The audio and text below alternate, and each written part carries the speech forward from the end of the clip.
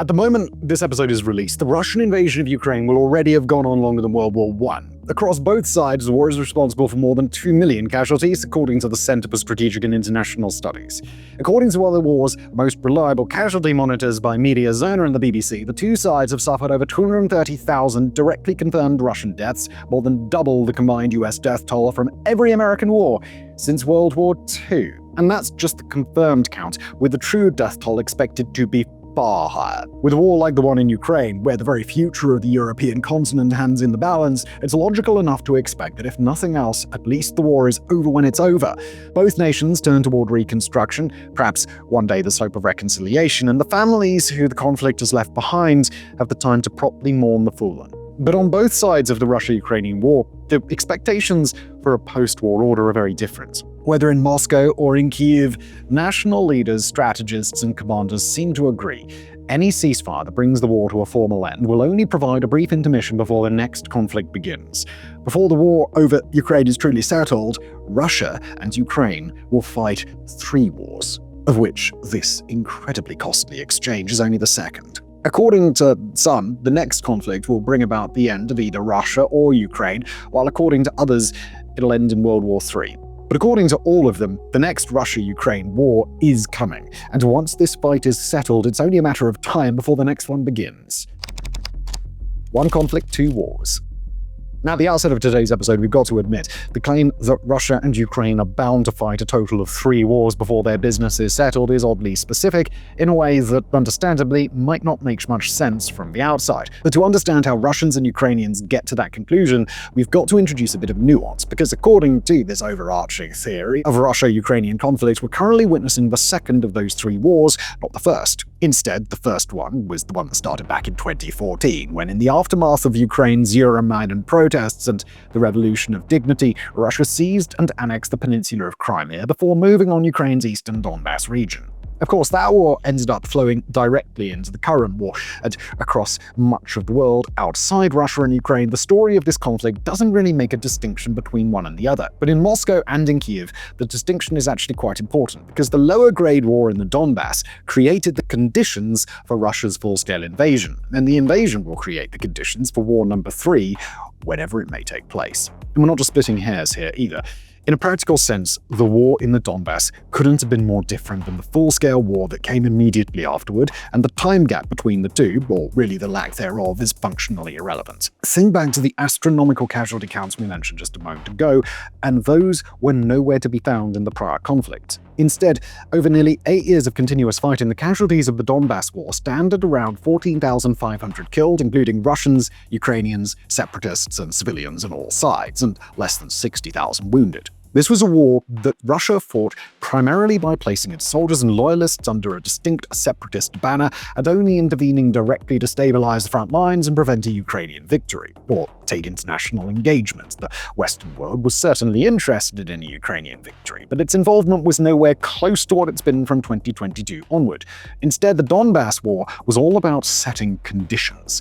Russia slowly expanded into a staging area in eastern Ukraine, developed a logistical and supply infrastructure to support a larger invasion, and created the threat that it could recognize the separatist claims of Donetsk and Luhansk without actually doing so until just days before the full-scale invasion. Ukraine started work on a range of fortifications and contingency plans, including its fortress belt, while getting its relationship straight with Western capitals to the extent that it was possible. But the Donbass war didn't end with either side achieving its wartime goals. Russia didn't capture the whole of the Donbass or secure international recognition for its Crimea annexation, while Ukraine didn't manage to push Russia off its territory. Instead, both sides understood that the fighting would have to escalate further before those issues were resolved. So both Moscow and Kyiv spent those 8 years making preparations as best they could, and in the end, Moscow was able to set the conditions for a full-scale invasion before Ukraine was able to set conditions that would have made a full-scale invasion impossible. So, Russia was able to progress to the next stage of the conflict on terms that were broadly favorable, if not necessarily ideal. Russia set a new series of goals, culminating with the capture of Kyiv and the destruction of Ukraine as an independent nation, and Ukraine was forced to set a new goal that basically consisted of preventing Russia from getting what it wanted.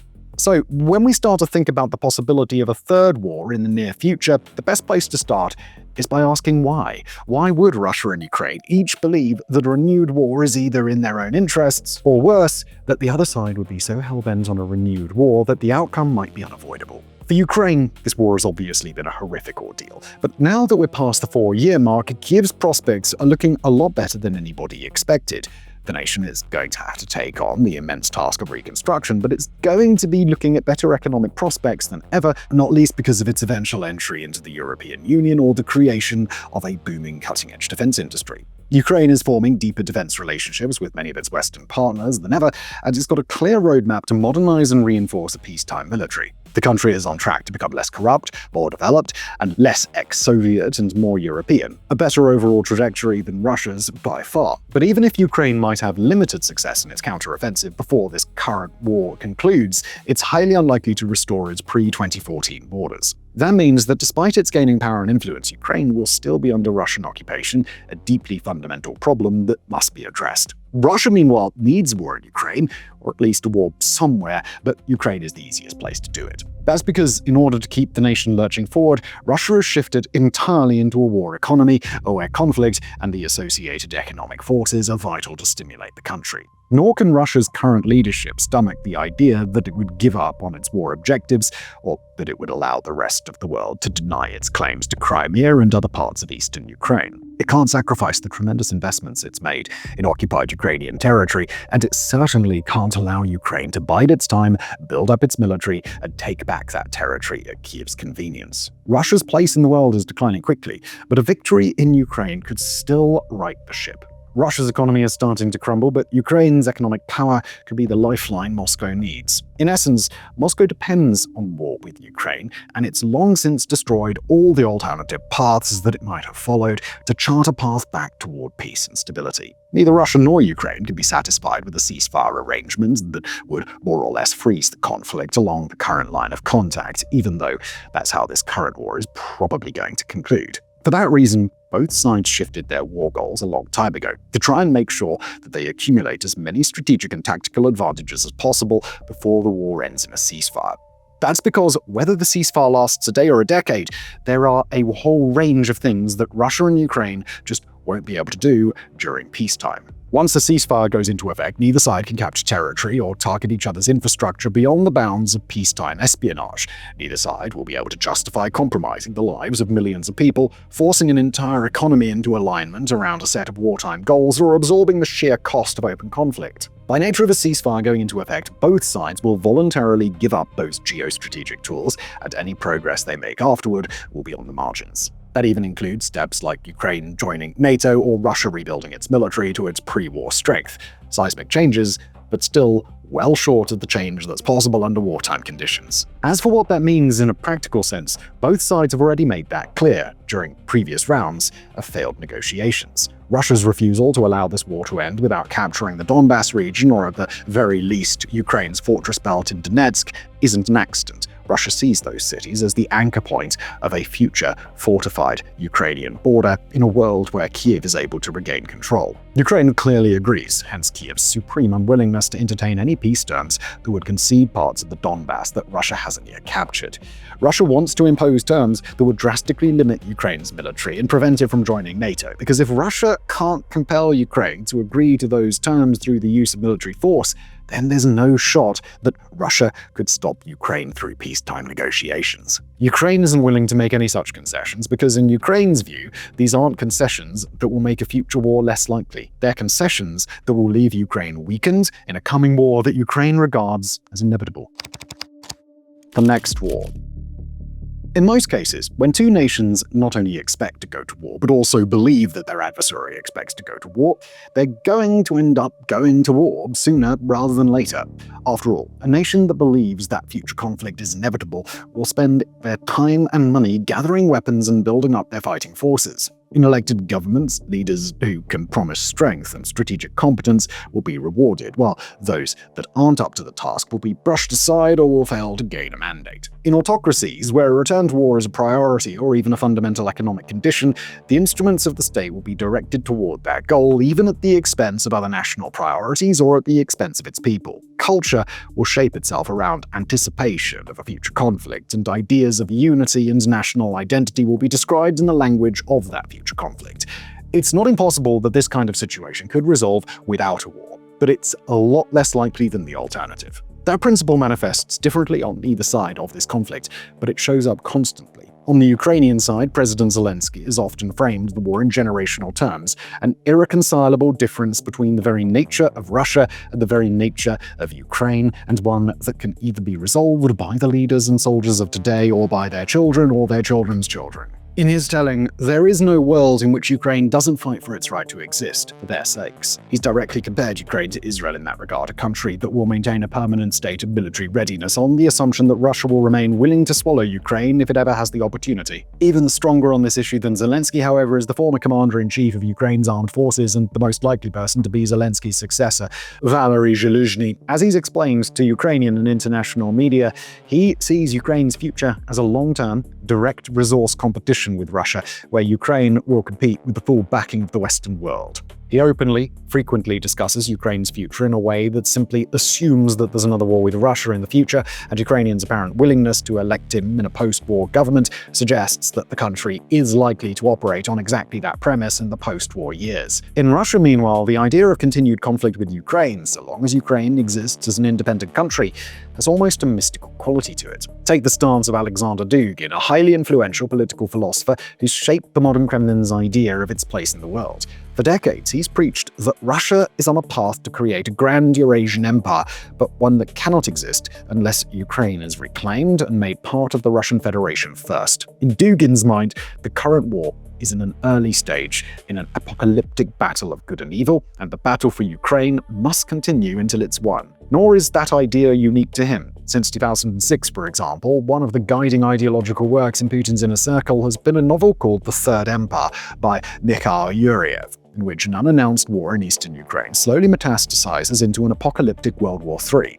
Ex-President Dmitry Medvedev, today a regular Putin attack dog, has been framing the Ukraine war as the prelude to a Russia versus West confrontation that will last for decades, while another highly influential political scientist, Sergei Karanganov, has also consistently amplified that same frame. Even Russian leaders who haven't been quite so overt, like Defense Minister Andrei Belosov, appear to be working toward the same goal in substance, including with Belosov's decisions as the architect of Russia's perpetual war economy. Even European leaders have largely come to the same conclusion, which has been a key part of their resistance to Washington's efforts to establish an immediate peace in exchange for concessions that just don't make sense if there's expectation of future conflict. According to numerous reports from across NATO's European governments, the alliance fully expects Russia to challenge NATO directly in the next few years if it can establish favorable enough circumstances in Ukraine. Within a timeline of 1 to 3 years, Russia is expected to engage in a relatively limited attack, meant less to capture a large amount of territory and more to test the limits of NATO's commitment to collective defense. On a longer timeline, however, European intelligence agencies anticipate a full-scale war, if only to sustain a Russian state that will struggle to survive without it. But even if Russia could try and conduct a very limited assault without getting Ukraine involved, in a world where Ukraine were left weakened, excluded from NATO, and irrelevant to European defense, that's not the world on the horizon. Instead, Ukraine is very open about the fact that it sees itself quite justifiably as the defender of the entire European continent, even as European leaders are increasingly willing to concede that after this war, Ukraine outclasses any of them on the battlefield. Taken together, those changes have a strange way of reaffirming what Dugin, Medvedev, and all the other Kremlin stooges believe: that in order to set up an eventual ultimate confrontation with the rest, Ukraine will have to be dealt with first. Prophecy creates policy, and policy eventually ends up fueling prophecy. In the event that a ceasefire is agreed between the two nations, then each of them will have clear, urgent priorities to address before a return to conflict. And we should specify here, unlike the transition from the Donbass war into the full-scale invasion, it seems that both sides are going to need some semblance of a break. Whether that pause lasts for a few months, a few years, or a decade plus is anyone's guess, but regardless, it's going to be a sprint for as long as it continues. On the Ukrainian side, Kyiv will be looking to modernize its forces as quickly and comprehensively as possible, leveraging foreign investment to fuel its defense industry and accepting hard-hitting, sophisticated military kit that it can't make by itself. At the same time, Kyiv will work to reinforce the layers of defenses behind its fortress belt and along the western bank of the Dnipro River to stonewall the next Russian attack whenever it comes. After the success of its mid-range and long-range campaigns, Kyiv will probably try and greatly expand its strike capabilities, while it'll also be looking for hard and fast commitments from European and global military allies. That might mean NATO membership, or it might mean the deployment of a strong, robust coalition of the willing. Anything that guarantees if Russia attacks Ukraine, it must expect to face Ukraine's strategic partners too. For Russia, the priorities will be to rest, recover, and train its soldiers without allowing too many of them to return to civilian life, while also laying the foundation for a larger mobilization of Russian citizens in the future, including from the wealthy cities where Russian forced recruitment has been much less common. Moscow will have to do its best to reconstitute its higher-tech industry, its oil refining and export infrastructure, and other industrial bottlenecks and choke points that Ukraine has targeted, while also providing such an overwhelming volume of low-cost munitions that Ukraine would be forced to abandon its frontline fortifications under an incomprehensible massive fire. At the same time, both countries will be trying to deal with a critical demographic problem. Long before the full-scale invasion began, Ukraine was well aware of its looming population crisis, with too few young people to sustain the country, to the point that Ukraine's military is far older than most global fighting forces. Russia, meanwhile, has a large population overall, but it's also dealing with a similar, if less pronounced, demographic crunch. More to the point, Russia has sacrificed a high proportion of its entire generation of younger, fighting-edge men, while those who've escaped so far have either gotten very good at draft dodging or otherwise are part of the relatively wealthy Russian elite and are currently operating under the assumption that they're safe from forced conscription. For both countries, that dynamic creates another incentive to work fast, prepare, and then get another war started and finished before the crisis gets even worse. But it also creates an incentive to build meaningful military alliances and lean on the help of other nations and their troops. That's going to be much easier for Ukraine than it is for Russia, partly because of Ukraine's high chance of securing a coalition of the willing deployment in the near future, but partly because Russia is the expansionist power here. And it's a lot easier to talk military partners into mutual defense than it is to talk them into shared acts of overt aggression. If there's one key message to take away from all of this, it's that even if a third war between Ukraine and Russia isn't completely guaranteed, it should still be regarded as inevitable until proven otherwise. Both Ukraine and Russia understand that they're heading into what might become a decades-long cycle of confrontation, and that the only way the cycle ends is if one of them collapses before the next war starts. So for Ukraine, it is quite literally inconceivable to make the sorts of concessions that its less strategically adept allies, like Washington's Trump administration, have demanded. It's inconceivable to surrender fortified defensible territory or abide by limitations on its armed forces or geostrategic alignments, because this isn't over, and it won't be over for a very long time to come. The war that's going on in Ukraine today will end, and perhaps even before the end of this year. But once that happens, Ukraine and Russia will enter a frozen stage in a conflict that hasn't yet been resolved. The allies on both sides of the divide, Europe, North America, and others for Ukraine, and China, North Korea, Belarus, and others for Russia, just cannot have any illusions about this, or else they're going to be very surprised when Russia and Ukraine continue to walk the path to war when the entire world is expecting a lasting peace. Thank you for watching.